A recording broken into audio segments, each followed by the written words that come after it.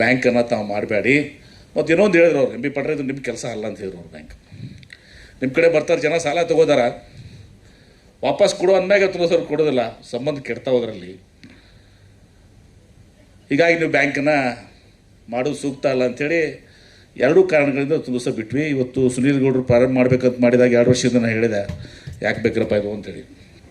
ಹಿಂದೆ ಬಿಟ್ಟಿದ್ದೀವಿ ನಾವು ಇದನ್ನು ಮತ್ತೆ ಯಾಕೆ ಮಾಡ್ತಾಯಿದ್ರು. ಆಮೇಲೆ ನಾನು ಅದನ್ನೂ ಹೇಳಿದ್ದೀನಿ, ನಾವು ನಿಮ್ಮ ಕಡೆ ಡಿಪಾಸಿಟು ಕೊಡೋಂಗಿಲ್ಲ, ನಾವು ನಿಮ್ಮ ಕಡೆ ಸಾಲನೂ ತೊಗೊಳಂಗಿಲ್ಲ, ನಮ್ಮ ಹಸ್ತಕ್ಷೇಪತ್ತೂ ಇರೋಂಗಿಲ್ಲ. ಯಾಕೆ ನಮ್ಮ ಗಿರಾಕಿಗಳೆಲ್ಲ ಬಹುತೇಕ ಕಡಬಾಕಿ ಆಗುವಂಥ NP ನಿಮ್ಗೆ ಜಾಸ್ತಿ ಆಗ್ತದೆ.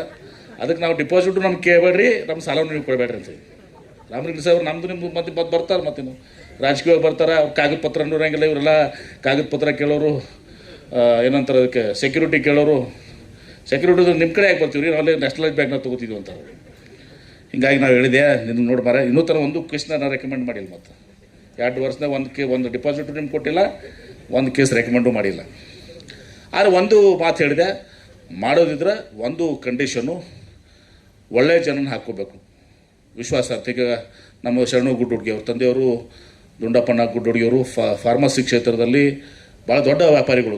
ಚೇಂಬರ್ ಆಫ್ ಕಾಮರ್ಸ್ನ ಅಧ್ಯಕ್ಷರಾಗಿ, ಉತ್ತರ ಕರ್ನಾಟಕದ ಚೇಂಬರ್ ಆಫ್ ಕಾಮರ್ಸ್ ಅಧ್ಯಕ್ಷರಾಗಿ, ಇವತ್ತು ಫಾರ್ಮಸಿ ಅಸೋಸಿಯೇಷನ್ ಉಪಾಧ್ಯಕ್ಷರಾಗಿ ಇವತ್ತು ದೇಶದ ಮಾಡಿ ಕೆಲಸ ಮಾಡಿದಂಥವ್ರು. ವಾರದವ್ರ ಫ್ಯಾಮಿಲಿ, ರಾಜು ಅಲ್ಗುರವರು, ಹೀಗೆಲ್ಲನೂ ಕೂಡ ಭಾಳ ಪ್ರಾಮಾಣಿಕ ವ್ಯಕ್ತಿ. ಯಾಕಂದರೆ ಯಾವುದೇ ಒಂದು ಸಂಸ್ಥೆ ಅದರಲ್ಲಿ ವಿಶೇಷವಾಗಿ ಬ್ಯಾಂಕಿಂಗ್ ಸೆಕ್ಟರ್ ಅಲ್ಲಿ ಪ್ರಾಮಾಣಿಕರಿದ್ದರೆ ಮಾತ್ರ ಆ ಬ್ಯಾಂಕ್ಗಳು ಮುಂದುವರಿತಾವೆ. ಸಿದ್ದೇಶ್ವರ ಬ್ಯಾಂಕಿಗೂ ಪರಿಸ್ಥಿತಿ ಭಾಳ ಗಂಭೀರ ಆಗ್ಯದಪ್ಪ ಕೂಡ. ಹಳಕಟ್ಟಿಯವ್ರು ಪ್ರಾರಂಭ ಮಾಡಿದಂಥ ಸಿದ್ದೇಶ್ವರ ಸಂಸ್ಥೆ ಇವತ್ತು ಬ್ಯಾಂಕ್ ಭಾಳ ಪ್ರಸಿದ್ಧ ಆಗಿತ್ತು. ಅವಾಗ ಇವತ್ತು ಬೆಂಗಳೂರದವ್ರು ಬಂದು ಸಾಲ ತೊಗೋತಿದ್ರು. ಅಂಥ ಬ್ಯಾಂಕ್ ಅದು 100 ವರ್ಷ ಮೇಲೆ ಇತಿಹಾಸ ಇದೆ. ಅದರ ನಡುವು ಅದರಲ್ಲೆಲ್ಲನೂ ಕೂಡ ಅವ್ಯವಹಾರಗಳಾಗಿ ಏನು ಬ್ಯಾಂಕಿಂಗ್ ನಾಮ್ಸ್ ಬಿಟ್ಟು ಇದು ಮಾಡೋದ್ರಿಂದ ಅದು ಇವತ್ತು ಭಾಳ ಮೊದಲಿನ ಇದನ್ನು ಕಳ್ಕೊಂಡ್ಬಿಟ್ಟಿದೆ. ಹೀಗಾಗಿ ಇಲ್ಲಿ ನಾನು ಸುನೀಲ್ ಗೌಡ್ ಒಂದು ಹೇಳಿದ್ದೀನಿ, ಭಾಳಷ್ಟು ಜನ ಈ ಸೌಹಾರ್ದು ಕೋಆಪರೇಟಿವ್ ಏನು ಮಾಡ್ತಾರಲ್ಲ, ತಮ್ಮದೇ ಬಿಸ್ನೆಸ್ಗೆ ಹಾಕೋತಾರೆ. ನನಗೆ ಗೊತ್ತಿದ್ದಾವೆ, ರಾಮಲಿಂಗ ಸಾಹೇಬ್ರಿಗೆ ಎಲ್ಲರಿಗೂ ಕೂಡ ಗೊತ್ತಿದ್ದಾವೆ. ಒಂದೇ ₹1 ನಿಮ್ಮ ವೈಯಕ್ತಿಕ ಬಿಸ್ನೆಸ್ಗಾಗಲಿ, ನಾವಂತೂ ಬೇಡಿ ಸಂಸ್ಥೆರಂತೂ ಕೇಳ್ದಲ್ಲ. ನಮ್ಗೆ ಕೊಡೋರು ಭಾಳ ಮಂದಿ ಇದ್ದಾರೆ, ಮತ್ತು ಇವ್ರು ರೇಟ್ ಆಫ್ ಇಂಟ್ರೆಸ್ಟ್ ನಮ್ಗೆ ಆಗಂಗಿಲ್ಲ.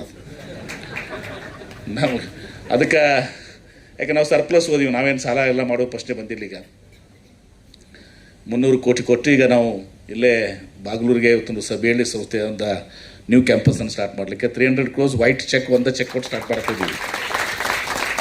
ಹೀಗಾಗಿ ನಾನು ಹೇಳಿದ್ದೀನಿ, ತಮ್ಮ ಒಂದು ಬ್ಯಾಂಕಿನ ಅಧ್ಯಕ್ಷರಾಗಲಿ, ನೀವು ನಿಮ್ಮ ಡೈರೆಕ್ಟರ್ಗಳಾಗಲಿ, ನೀವು ಯಾರೂ ಸಾಲ ತೊಗೊಳಂಗಿಲ್ಲ, ನಿಮ್ಮ ಬಿಸ್ನೆಸ್ಗಳು ತೊಗೊಳಂಗಿಲ್ಲ ಅಂತೇಳಿ ಕಂಡೀಷನ್ ಹಾಕಿ ವಯಲೇಷನ್ ಮಾಡಲಾದೆ ಮಾಡಬೇಕು ಅಂತ ಹೇಳಿದ ಆ ಪ್ರಕಾರವಾಗಿ ಮಾಡ್ತಾಯಿದ್ದಾರೆ. ಇವತ್ತು ವಿಶ್ವಾಸ ಅರ್ಹತೆ ಭಾಳ ಮುಖ್ಯ ಆಗಿದೆ. ಮತ್ತು ಇಲ್ಲಿ ಬಂದ ನಾನು ಹೇಳಿದೆ, ನೀ ಇಲ್ಲೇ ಪ್ರಾರಂಭ ಮಾಡಿ ಮರ್ಯಾರ ಅಂತ ಹೇಳಿ. ಇಲ್ಲಿ ಕುಂಭದಾಗ ಎಲ್ಲಿ ನಮ್ಮ ಉತ್ತರ ಕರ್ನಾಟಕದವ್ರು ಜಾಸ್ತಿ ವಿಜಯನಗರ, ಬಸವೇಶ್ವರ ನಗರ, ರಾಜಾಜಿನಗರದಾಗ ಅದಾರ. ಅಲ್ಲಿ ಪ್ರಾರಂಭ ಮಾಡಿದ್ರೆ ನಮ್ಮ ಉತ್ತರ ಕರ್ನಾಟಕ ಜನನೂ ಇರ್ತಿತ್ತು, ಸಮಾಜ ಮಂದಿನೂ ಇರ್ತಿತ್ತು.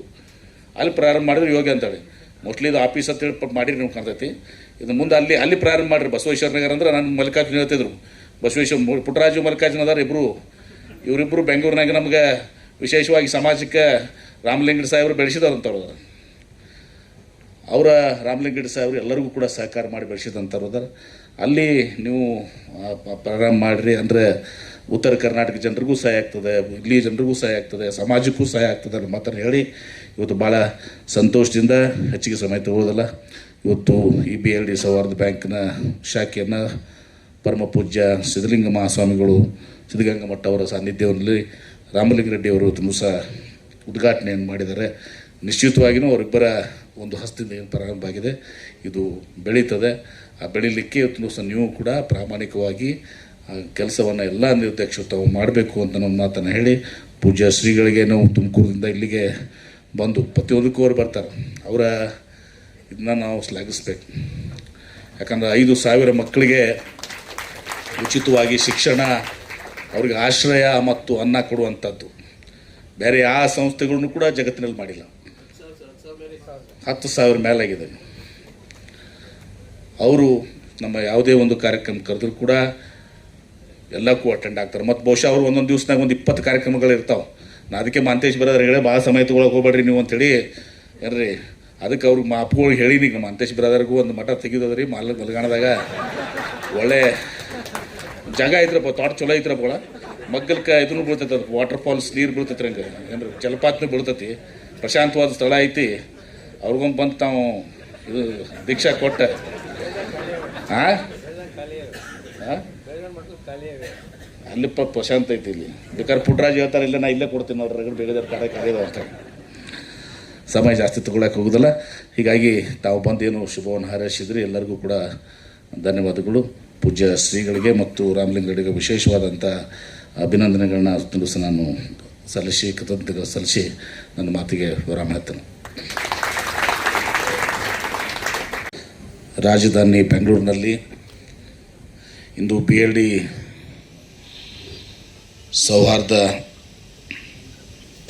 ಬ್ಯಾಂಕಿನ 11ನೇ ಶಾಖೆಯನ್ನು ಪರಮ ಪೂಜ್ಯ ಐತಿಹಾಸಿಕ ಸಿದ್ಧಗಂಗಾ ಮಠದ ಪೀಠಾಧ್ಯಕ್ಷರಾದಂಥ ಪರಮ ಪೂಜ್ಯ ಶ್ರೀ ಸಿದ್ಧಲಿಂಗ ಮಹಾಸ್ವಾಮಿಗಳ ದಿವ್ಯ ಸಾನ್ನಿಧ್ಯದಲ್ಲಿ ಇವತ್ತೊಂದು ದಿವಸ ನೆರವೇರಿದೆ. ಈ ಕಾರ್ಯಕ್ರಮದ ಉದ್ಘಾಟನೆಯನ್ನು ಮಾಡಿದಂಥ ನಮ್ಮ ಕರ್ನಾಟಕ ರಾಜ್ಯದ ಅತ್ಯಂತ ಹಿರಿಯ ರಾಜಕೀಯ ನಾಯಕರು, ಸಮಾಜ ಸೇವಕರು, ಅನೇಕ ಖಾತೆಗಳನ್ನ ಅತ್ಯಂತ ಸಮರ್ಥವಾಗಿ ನಿಭಾಯಿಸಿ ಇವತ್ತು ಬೆಂಗಳೂರು ರಾಜಕಾರಣದಲ್ಲಿ ರಾಮಲಿಂಗಡಿ ಸಾಹೇಬರು ಅನಿವಾರ್ಯ ಅನ್ನೋ ಮಟ್ಟಕ್ಕೆ ಬೆಳೆದಂಥ ಸಾರಿಗೆ ಮತ್ತು ಮುಜರಾಯಿ ಸಚಿವರು, ಹಿರಿಯರು, ಆತ್ಮೀಯರಾದಂಥ ಶ್ರೀ ರಾಮಲಿಂಗ ರೆಡ್ಡಿಯವರೇ, ಮುಖ್ಯ ಅತಿಥಿಗಳಾಗಿದ್ದಂಥ ಮಲ್ಲಿಕಾರ್ಜುನವರೇ, ಮಾಜಿ ಮಹಾಪೌರರಾದಂಥ ಪುಟ್ಟರಾಜು ಅವರೇ, DS ಮ್ಯಾಕ್ಸ್ ಪ್ರಾಪರ್ಟೀಸಿನ ಚೇರ್ಮನ್ ಆದಂಥ ದಯಾನಂದ್ SP ಅವರೇ, ಎಕ್ಸೆಲ್ಸಿಯರ್ ಟ್ರಾವೆಲ್ನ ನಿರ್ದೇಶಕರಾದಂಥ ಶ್ರೀ ನಾಗಭೂಷಣ್ ರೆಡ್ಡಿ ಅವರೇ, FHRIದ ಹೋಟೆಲ್ ಅಸೋಸಿಯೇಷನ್ನ ಫೆಡರೇಷನ್ನ ಅಧ್ಯಕ್ಷರಾದಂಥ ಆತ್ಮೀಯರಾದಂಥ ಮೌರ್ಯ ಹೋಟೆಲ್ದ ಮಾಲೀಕರಾದಂಥ ಶ್ರೀ ಶಾಮರಾಜ್ ಅವರೇ,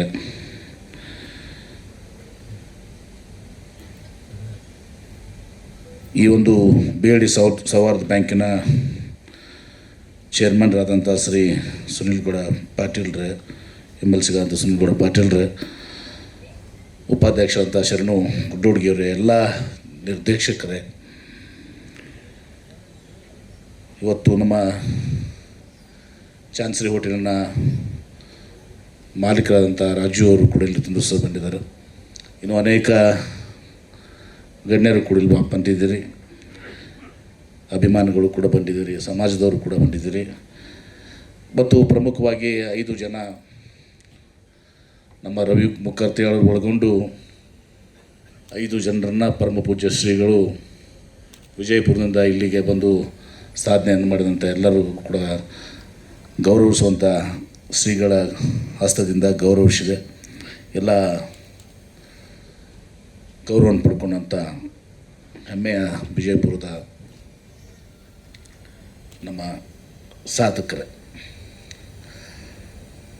ಇವತ್ತು ಪರಮ ಪೂಜ್ಯ ಸಿದ್ದೇಶ್ವರ ಮಹಾಸ್ವಾಮೀಜಿಯವರು ಈ ಒಂದು BLD ಸೌಹಾರ್ದ ಬ್ಯಾಂಕನ್ನು, ಅವರು ಕಾಲಿನ ನೋವಿತ್ತು, ಆ 1ನೇ ಫ್ಲೋರಿಗೆ ಹೋಗ್ಬೇಕಾದ್ರೆ ಆ ಲಿಫ್ಟ್ ಕೂಡ ಇರಲಿಲ್ಲ.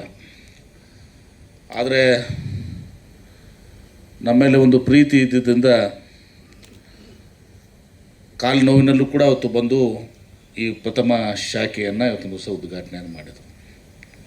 ಅವ್ರನ್ನ ನಾನು ಹೃದಯಪೂರ್ವಕವಾಗಿ, ಯಾಕೆ ನನಗೆ ಗುರುಗಳು, ಅವ್ರನ್ನ ನಾನು ಭಾಳ ಹೃದಯಪೂರ್ವಕವಾಗಿ ಸ್ಮರಿಸ್ತೇನೆ. ಯಾಕಂದರೆ ಸಿದ್ದೇಶ್ವರ ಸ್ವಾಮೀಜಿಯವರು ಜ್ಞಾನಯೋಗಿಗಳು, ನಿಸ್ವಾರ್ಥರು, ಒಂದೇ ಒಂದು ಸಣ್ಣದಾದಂಥ ಕಪ್ಪು ಚುಕ್ಕೆ ಇರಲಾರ್ದಂತೆ ಬದುಕಿದಂಥವ್ರು. ಕೋಟ್ಯಾಂತರ ಜನರಿಗೆ ಇವತ್ತು ದಿವಸ ಜ್ಞಾನದ ಮಾರ್ಗವನ್ನು ತೋರಿಸಿದಂಥವ್ರು. ನಾವು ನಡೆದಾಡುವ ದೇವರು ಅಂತಿದ್ವಿ. ಅವರ ಹಸ್ತದಿಂದ ಉದ್ಘಾಟನೆ ಆಯಿತು. ಇಲ್ಲಿ 11ನೇ ಶಾಖೆ ಇವತ್ತು ಇಡೀ ಪ್ರಪಂಚಕ್ಕೆ ಮತ್ತು ವಿಶೇಷವಾಗಿ ನಮ್ಮ ದೇಶಕ್ಕೆ ಏನು ಬಸವಾದಿ ಶರಣರ ಕಾಯಕ ಮತ್ತು ದಾಸೋಹ 12ನೇ ಶತಮಾನದ ನಂತರ ಆ ದಾಸೋಹದ ಪರಿಕಲ್ಪನೆ ಏನಿತ್ತು ನಮ್ಮ ಅನುಭವ ಮಂಟಪದಲ್ಲಿ, ಅದನ್ನು ಯಾರಾದರೂ ಕೂಡ ಇಡೀ ಪ್ರಪಂಚವಾದ ಶ್ರೇಷ್ಠವಾದಂಥ ದಾಸೋಹವನ್ನು ಮಾಡಿದಂದರೆ ಅದು ನಮ್ಮ ಹೆಮ್ಮೆಯ ಸಿದ್ಧಗಂಗಾ ಮಠ ಶಿವಕುಮಾರ ಮಹಾಸ್ವಾಮಿಗಳು. ಅದನ್ನು ಅತ್ಯಂತ ಸಮರ್ಥವಾಗಿ ಇವತ್ತು ಸಹ ಮುನ್ನಡೆಸ್ಕೊಂಡು ಹೋಗ್ತಾ ಇರುವಂಥ ನಮ್ಮ ಸಿದ್ಧಲಿಂಗ ಮಹಾಸ್ವಾಮಿಗಳು ಅವರ ಒಂದು ದಿವ್ಯ ಸಾನ್ನಿಧ್ಯದಲ್ಲಿ ರಾಮಲಿಂಗರೆಡ್ಡಿಯವರ ಹಸ್ತದಿಂದ ಇದು ಉದ್ಘಾಟನೆ ಆಗಿದೆ. ನನಗೆ ಸಂಪೂರ್ಣವಾದಂಥ ವಿಶ್ವಾಸ ಇದೆ. ಯಾಕಂದರೆ ನಾನು ಈ ಬ್ಯಾಂಕನ್ನು ಪ್ರಾರಂಭ ಮಾಡೋತ್ತಿಗೆ ಸುನಿಲ್ ಗೌಡ್ರಿಗೆ ಹೇಳಿದೆ, ಭಾಳಷ್ಟು ವಿಚಾರ ಮಾಡಿರಿ ಅಂತೇಳಿ.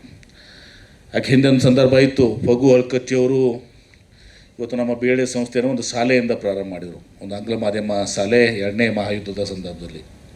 ನಂತರ ಬಂತನಾಳ್ ಶೋಗಳನ್ನು ಪೋಷಣೆ ಮಾಡಿದರು. ನಮ್ಮ ತಂದೆಯವರಾದಂಥ ದಿವಂಗತ BM ಪಾಟೀಲರು ಮೆಡಿಕಲ್ ಕಾಲೇಜನ್ನು, ಇಂಜಿನಿಯರಿಂಗ್ ಕಾಲೇಜನ್ನು ಪ್ರಾರಂಭ ಮಾಡೋಕ್ಕೆ ಎತ್ತರಕ್ಕೆ ಒಯ್ದು. ಹಳಕಟ್ಟಿಯವರು ಕೇವಲ BL ಡಿ ಸಂಸ್ಥೆ ಅಷ್ಟೇ ಅಲ್ಲ, ವಚನಗಳದರಲ್ಲಿ ಸುಮಾರು 200 ವಚನಕಾರನ ಬೆಳಕಿಗೆ ತಂದರು. ಬಸವ ವಚನಗಳು ಇವತ್ತು ದಿವಸ ನೋಡಲಿಕ್ಕೆ ಸಿಗ್ತಿತ್ತು, ಬಸವ ಸಾಹಿತ್ಯ ನಮ್ಮ ಮುಂದೆ ಸಿಗ್ತಿತ್ತು ಅಂದರೆ ಅದಕ್ಕೆ ಹಳಕಟ್ಟಿಯವ್ರ ಕಾರಣ. ಹಳಕಟ್ಟಿಯವ್ರು ಇರ್ದಿದ್ರೆ ರಾಮಲಿಂಗರೆಡ್ಡಿ ಸಾಹೇಬ್ರ ಬಸವಾದಿ ಶರಣರ ಬೆಳಕಿಗೆ ಬರ್ತಿಲ್ಲ. ಬರೀ 50 ಶರಣರು ಇವತ್ತು ದಿವಸ ಬೆಳಕಿಗೆ ಬಂದಿದ್ದರು ವಚನಕಾರರು. 200 ಜನರನ್ನು ಬೆಳಕಿಗೆ ತಂದಂಥವ್ರು ಡಾಕ್ಟರ್ ಫಗು ಹಳಕಟ್ಟಿಯವರು. ಎಲ್ಲ ವಚನಗಳು ಏನು ಮನೆಯ ಜಗಲಿ ಕಟ್ಟೆ ಮೇಲೆ ಬಿದ್ದಿತ್ತು, ಮಠಗಳಲ್ಲಿ ಬಿದ್ದಿತ್ತು, APMCಯಲ್ಲಿ ಬಿದ್ದಿತ್ತು, ಕಿರಾಣಿ ಅಂಗಡಿಯಲ್ಲಿ ಬಿದ್ದಿತ್ತು, ಅವೆಲ್ಲವನ್ನು ಶೇಖರಣೆ ಮಾಡಿ ತಮ್ಮ ಮನೆ ಮಠ ಮಾರಾಟ ಮಾಡಿ ಇವತ್ತು ದಿವಸ ವಚನಗಳನ್ನ ಕ್ರೋಢೀಕರಿಸಿ ಇವತ್ತು 200 ಜನ ಶರಣರನ್ನು ಬೆಳಕಿಗೆ ತಂದಂಥವ್ರು ಹಳಕಟ್ಟಿಯವರು. ಅವರು ಪ್ರಾರಂಭ ಮಾಡಿದರು. ಅದ್ರ ಜೊತೆಗೆ ಅವರು ಬರೀ ಅದು ಒಂದೇ BL ಡಿ ಸಂಸ್ಥೆ ಪ್ರಾರಂಭ ಮಾಡಲಿಲ್ಲ. ವಚನದಲ್ಲಿ ವಚನ ಗುಮ್ಮಟ ಅಂತೀವಿ ನಾವು. BL ಡಿ ಸಂಸ್ಥೆ ಏನು ಮಾಡಿದರು, ಅದೇ ರೀತಿ ಸಿದ್ದೇಶ್ವರ ಬ್ಯಾಂಕನ್ನು ಮಾಡಿದರು, ಪ್ರತಿಷ್ಠಿತವಾದಂಥ ಬ್ಯಾಂಕು. ಸಿದ್ದೇಶ್ವರ ಸಂಸ್ಥೆ ಈಗೇನು ನಮ್ಮ ಬಸವನಗೌಡ ಪಾಟೀಲ್ ಯತ್ನಾಳದಾರಲ್ಲ, ಸಿದ್ದೇಶ್ವರ ಸಂಸ್ಥೆಯನ್ನು ಪ್ರಾರಂಭ ಮಾಡಿದರು ಅವರೇ. ನಮ್ಮ ವಿಜಯಪುರದಲ್ಲಿ ಭೂತ್ನಾಳ್ ಕೆರೆ ಏನಿದೆ, ವಿಶ್ವೇಶ್ವರಯ್ಯನ ಕರ್ಕೊಂಡ್ಬಂದು ಭೂತ್ನಾಳ್ ಕೆರೆಯನ್ನು ಪ್ರಾರಂಭ ಮಾಡಿದರು ಅವರೇ. ಒಬ್ಬ ವ್ಯಕ್ತಿ ಕೇವಲ ಶಿಕ್ಷಣ ಅಷ್ಟೇ ಅಲ್ಲ, ವ್ಯಾಪಾರ, ಸಂಸ್ಕೃತಿ, ಸಿದ್ದೇಶ್ವರ ಸಂಸ್ಥೆ ಮತ್ತು ವಿಜಯಪುರ ಜನರಿಗೆ ಅವಾಗ MLC ಆಗಿದ್ರು. ಅವರು ಮುನ್ಸಿಪಾಲಿಟಿಯ ಅಧ್ಯಕ್ಷರಾಗಿ ಇವತ್ತು ದಿವಸ ಸೇವೆಯನ್ನು ಕಲಿಸಿದಂಥವ್ರು. ಧಾರವಾಡದಿಂದ ಬಂದು ಕರ್ಮ ಇವತ್ತು ದಿವಸ ಭೂಮಿಯನ್ನು ವಿಜಯಪುರನಾಗ ಮಾಡಿ ಆ ಸಿದ್ದೇಶ್ವರ ಸಂಸ್ಥೆಯನ್ನು ಪ್ರಾರಂಭ ಮಾಡಿದರು, ಸಿದ್ದೇಶ್ವರ ಬ್ಯಾಂಕನ್ನು ಪ್ರಾರಂಭ ಮಾಡಿದರು. ಒಂದು ಸಂದರ್ಭದಲ್ಲಿ ನಮಗೆ ಒಂದು ಸಿದ್ದೇಶ್ವರ ಬ್ಯಾಂಕಿಗೆ ಒಂದು ತಂದೆಯವರಿದ್ದಾಗ ಒಂದು ಅಂಡರ್ಸ್ಟ್ಯಾಂಡಿಂಗ್ ಅನ್ನೋ ಥರ ಇತ್ತು, ಒಂದು ಸಂಬಂಧ ಇತ್ತು. ಅವ್ರು ಯಾಕೋ ಒಂದು ಕಾಲದಲ್ಲಿ ಒಂದೇನೋ ಒಂದು ಸಲ ಒಂದು ಸ್ವಲ್ಪ ಚುನಾವಣೆ ಮಾಡಬೇಕು ಅಂತ ಹೋದರು. ಚುನಾವಣೆಗಳು ಸ್ವಾಭಾವಿಕವಾಗಿ ಅವರೆಲ್ಲ ಸೋದರು. ಆದರೆ ನಾನು ಕೂಡ ಅವಾಗ ಒಂದು ನಿರ್ಧಾರ ಮಾಡಿದೆ, ಇವತ್ತು ಬ್ಯಾಂಕ್ ಪ್ರಾರಂಭ ಮಾಡಬೇಕು. ಯಾಕಂದರೆ ಅವ್ರು ವೈಲೇಟ್ ಮಾಡಿದಾರಲ್ಲ ಕಂಡೀಷನ್ಸು ಅಂತೇಳಿ. ನಾವು BL ಡಿ ಬ್ಯಾಂಕ್ ಸ್ಟಾರ್ಟ್ ಮಾಡಬೇಕು ಅಂತೇಳಿ ಆವಾಗ 25 ವರ್ಷ ಅಂದಿತ್ತು, 30 ಇಯರ್ಸ್, ಆಲ್ಮೋಸ್ಟ್ 30 ಇಯರ್ಸ್. ಆವಾಗ ನಮ್ಮ ಶರಣು ಗುಡ್ಡುಡ್ಗಿ ಇದಾರಲ್ಲ, ವ್ಯಾಪಾರಸ್ಥರು, ತಂದೆಯವರು ದುಂಡಪ್ಪನ ಗುಡ್ಡಡಿಯವರು, ತಂಬಾಕಿಯವರು ಅಂತೇಳಿ ನಮ್ಮ ಹಿರಿಯರು ಅಪ್ಪ ನೋಡಿದ ತಂಬಾಕಿಯವರು ನಮ್ಮ ಎಲ್ಲ ಬಂದು MB ಪಾಡ್ರ ಅವ್ರು ತಪ್ಪು ಮಾಡಿದ್ರೆ ನೀವು ತಪ್ಪು ಮಾಡೋಕ್ಕೆ ಹೋಗ್ಬೇಡ್ರಿ, ಆ ಒಂದು ಸಂಬಂಧ ಮುಂದುವರಿಲಿ, ಬ್ಯಾಂಕನ್ನು ತಾವು ಮಾಡಿ.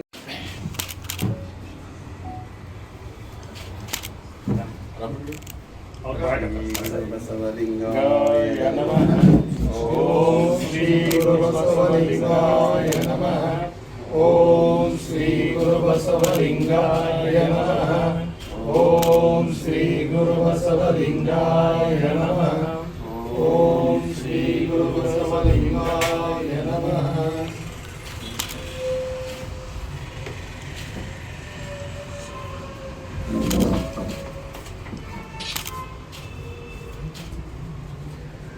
ಹೆಚ್ಚಿನ ವಿಡಿಯೋಗಳಿಗೆ ಪ್ರತಿಧ್ವನಿ ಯೂಟ್ಯೂಬ್ ಚಾನೆಲ್ ಸಬ್ಸ್ಕ್ರೈಬ್ ಮಾಡಿ, ಬೆಲ್ ಐಕಾನ್ ಕ್ಲಿಕ್ ಮಾಡಿ.